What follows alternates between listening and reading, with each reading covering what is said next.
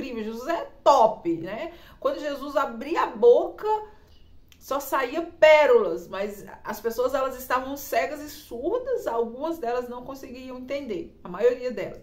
Então Jesus, ele está tentando fazer com que os fariseus entendam que eles não eram bons, que por eles não conseguiriam cumprir a lei e chegar à perfeição divina que um Deus divino exige.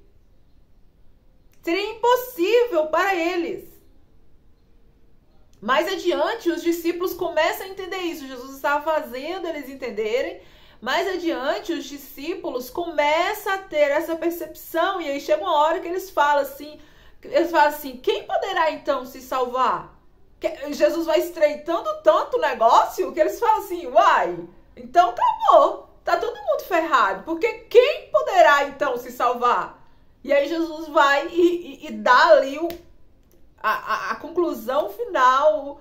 Ele fala, para o homem é isso impossível, mas para Deus tudo é possível. Olha só, eu chego a me arrepiar.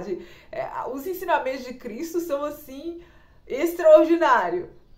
E aí ele vai falando, vai estreitando, e aí os discípulos, é impossível, não tem como. E aí Jesus fala, né, para o homem é isso impossível. Ele estava tentando fazer os fariseus entender isso, mas para Deus, para o Filho de Deus, tudo é possível. E aí, a gente começa, né? Vamos para a prática, para ficar mais claro.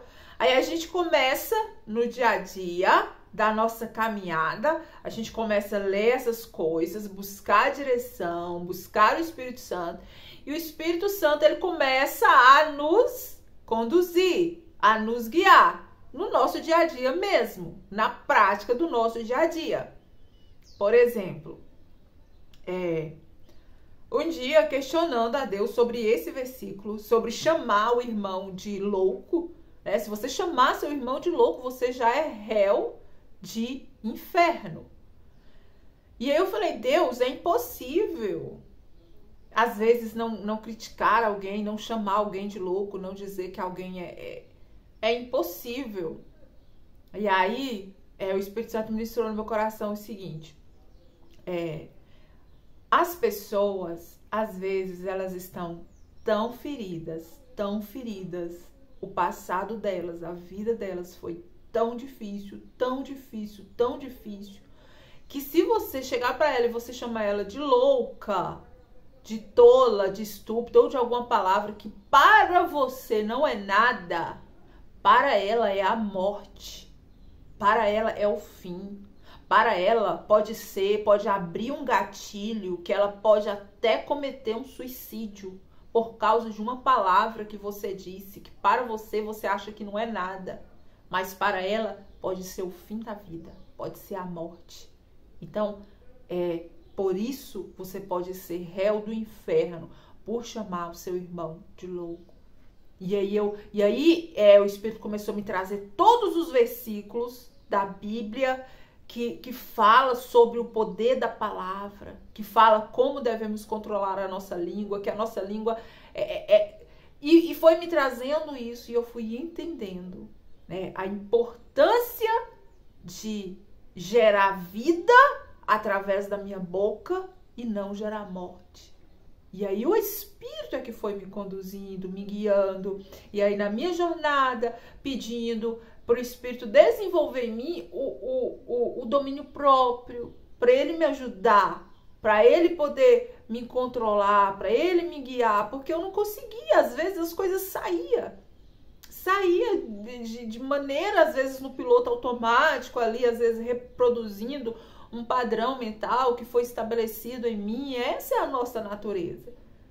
Mas o Espírito ali, ele vai te conduzindo e te guiando, te ajudando a desenvolver o domínio próprio, a mansidão, a ter o domínio das palavras, a ter o domínio da sua língua, tudo através do Espírito.